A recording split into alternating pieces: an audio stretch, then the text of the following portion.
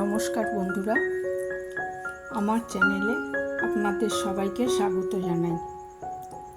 আমি ছন্দা গোস্বামী সোনারপুর থেকে বলছি। আমার আজকের রেসিপি মুগ ডালের পরোটা। এটা একটা নর্থ ইন্ডিয়ান রেসিপি বা রাজস্থানের রেসিপি, তো খুবই ভালো হয় খেতে। যারা এভাবে কখনো বানাননি তারা একবার বানিয়ে দেখতে পারেন। আর এটা কিন্তু আলুর পরোটা বা অন্যান্য পরোটার থেকে বেশি হেলদি।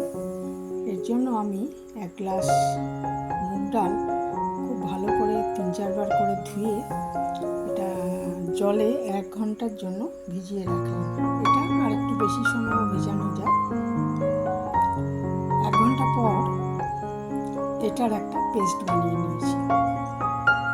খুব মিহি পেস্ট বানাতে হবে তা নয়। আর এর মধ্যে আমি একটু কাঁচা লঙ্কা আর আদা এর সাথে পেস্ট করে নিয়েছি। একটা ননস্টিক কড়াইতে একটু সাদা তেল দিয়ে দিলাম।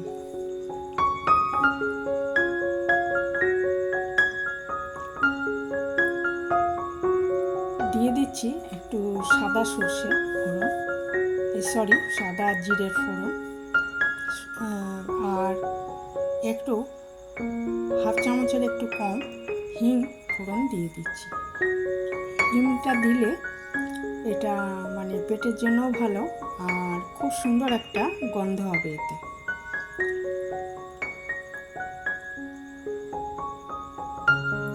দিয়ে দিলাম সামান্য একটু হলুদ।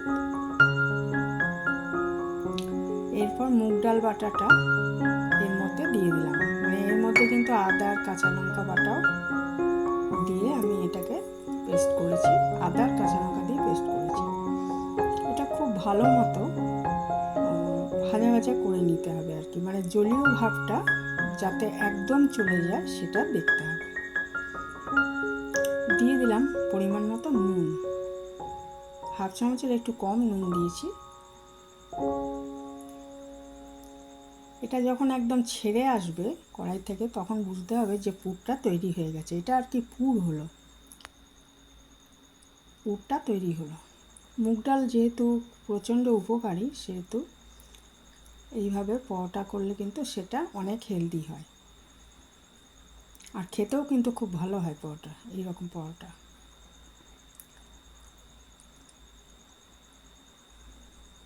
আর এটা হয়েই এসছে প্রায়।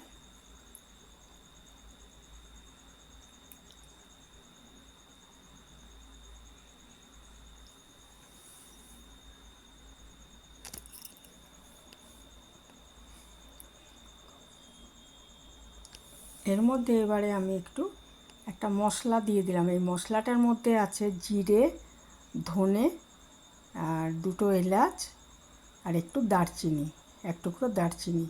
সেটা আমি ড্রাই রোস্ট করে গুঁড়ো করে নিয়েছি। এটা দিলে একটা খুব সুন্দর গন্ধ হবে, সেই জন্য দিয়েছি। জিরে আর ধনে ভাজা দিলেন আর সাথে একটু কেনা গরম মশলা দিলেন তাহলেও চলবে।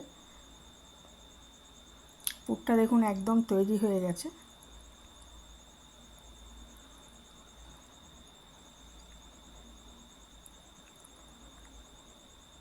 এবারে এটা ঠান্ডা হতে দেব আর ওইদিকে আমি একটু আটা মেখে নেব। পরোটার জন্য আমি আটাতেই করেছি, ইচ্ছে করলে ময়দার আটা মিশিয়ে করতে পারেন আর শুধু ময়দাতেও করতে পারেন। আমি 6টা মতো পরোটা হবে এইভাবে আমি নিয়েছি। আর এই গোলাগুলো কিন্তু রুটির গোলার থেকে অনেকটাই বড় সাইজের করতে হবে, তাহলে ভেতরে পুরটা একটু বেশি দেওয়া যাবে এবং খেতে ভালো লাগবে পরোটাগুলো। সেই মতো আমি নিয়েছি আর কি। একটু ওই সাদা তেল এর সঙ্গে দিয়ে দিতে পারেন ময়ান হিসাবে। আর একটু দেখুন আমি জোয়ান মিশিয়ে দিয়েছি। জোয়ানও হজমে সাহায্য করে এবং খেতেও ভালো লাগবে। জোয়ানের একটা সুন্দর গন্ধ আছে। এবারে আমি অল্প অল্প জল দিয়ে মেখে নেব। দিয়ে দিচ্ছি পরিমাণ মতো নুন। অল্প অল্প জল দিয়ে মেখে ভালো করে মাখা হয়ে গেলে ওপর থেকে একটু সাদা তেল ছড়িয়ে এটাকে আমি ঢেকে মিনিট 10 রেখে দেবো। 10 থেকে 15 মিনিট রেখে দিতে হবে আর কি। খুব বেশি সময় রাখলে কিন্তু আবার এটা মাখাটা খুব নরম হয়ে যাবে, বেলতে অসুবিধা হবে। 10 থেকে 15 মিনিট আমি এটা ঢেকে রেখে দেবো।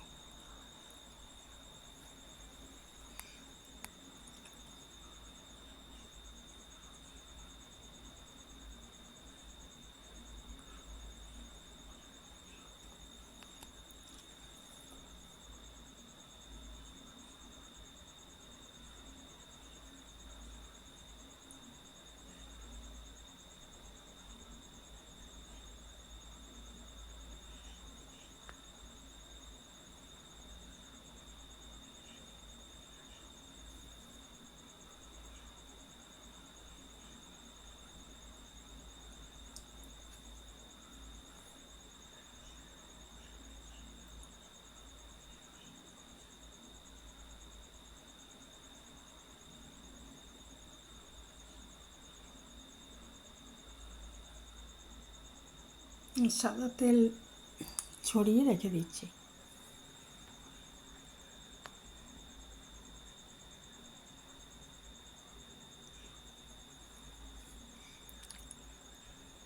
এবার দেখুন পুরটাও ঠান্ডা হয়ে গেছে। এবারে গোলাও আমি করে নিয়েছি 6টা। তা ওর মধ্যে আমরা ওই আলুর পরোটা করার সময় যেমন করি বা পুলি পিঠে বানানোর সময় যেরকম করি আর কি, একটা বাটির মতো বানিয়ে নিই, তার ভেতরে পুরটা দিই, ঠিক সেইভাবে করতে হবে। করে ভেতরে আমি ওই মুগ ডালের পুরটা দিয়ে দিচ্ছি।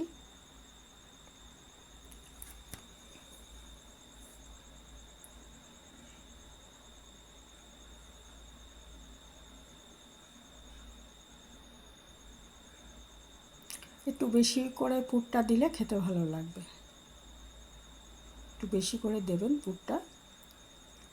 আর পুরটা দেওয়ার পর মুখটা খুব ভালো মতো বন্ধ করে দিতে হবে, যাতে পুরটা না বেরিয়ে যায়।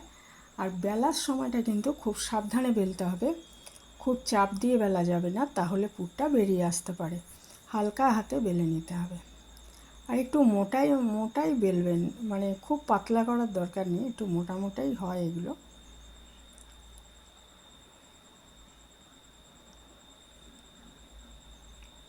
তবে ধারগুলো দেখতে হবে যেন খুব মোটা না থাকে। হ্যাঁ, সেইভাবে ভালো মতো বেলে নিতে হবে এটা।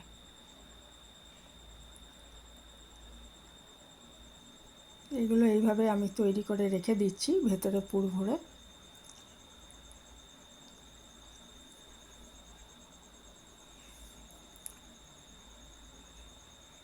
সবগুলো তৈরি করে নিচ্ছি এইভাবে। দিয়ে এবারে এটাকে আমি হালকা হাতে বেলে নেব সব আগে, তারপরে পরোটাগুলো একটা একটা করে ভেজে নেব। এটা কিন্তু যে কোনো চাটনির সাথে খেতে খুব ভালো লাগবে বা টমেটো সসের সাথে খেতে খুব ভালো লাগবে। আর এর সাথে তরকারির দরকার নেই, যেহেতু এটা খুব ভালো মতো পুর দেওয়া রয়েছে মুগ ডালের, তো কোনো চাটনি বা রায়তা বা যে কোনো চাটনি আর কি, তেঁতুলের চাটনি বা টমেটোর চাটনি, বাদামের চাটনি, যে কোনো চাটনি আর বা টমেটো সস দিয়ে খেয়ে নেওয়া যায়।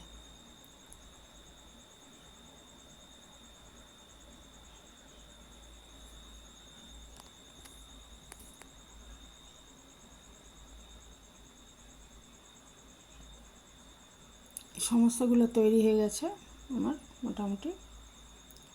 এবারে আমি এগুলোকে বেলে নেব আস্তে আস্তে, হালকা হাতে বেলে নেব, সবগুলোই বেলে নেব একসাথে, তারপর ভেজে নেব। বেশি তো নয়, সেই জন্য আমি সবগুলোই বেলে নিচ্ছি, তারপর ভেজে নেব।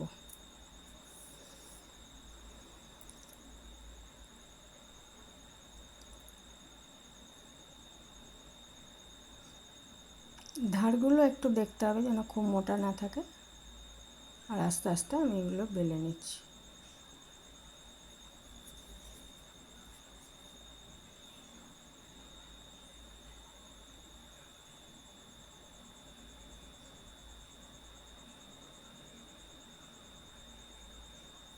সমস্ত বেলা হয়ে গেলে একটা ননস্টিক তাওয়া বসিয়ে তাতে আমি কিন্তু পরোটা আগে সেঁকে নেব, তারপর অল্প অল্প তেল দিয়ে ভেজে তুলব।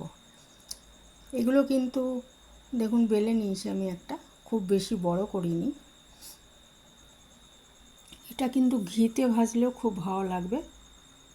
রাজস্থানে কিন্তু ওরা মোষের দুধের ঘিতে ভাজে পরোটাগুলো, খেতে খুব ভালো হয়। তেলের থেকে স্বাভাবিক ঘিতে বেশি ভালো হবে, তবে আমি সাদা তেলেই ভেজেছি।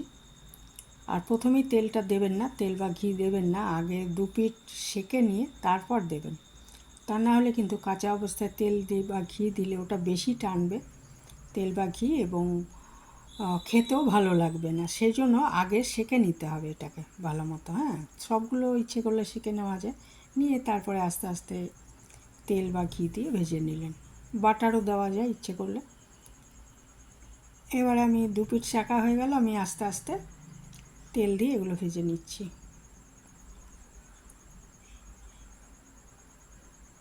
খুবই ভালো হয় খেতে, কাজেই করে দেখতে পারেন।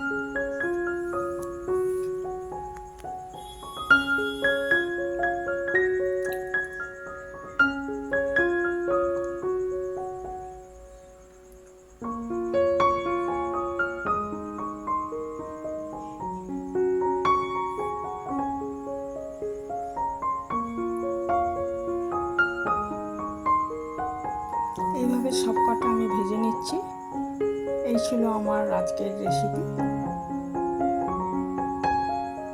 যদি নতুন বন্ধুরা আজ এসে থাকেন আমার চ্যানেলে, তাহলে সাবস্ক্রাইব করার অনুরোধ রইল। আর আজ এখানে শেষ করছি। ভালো থাকবেন সবাই।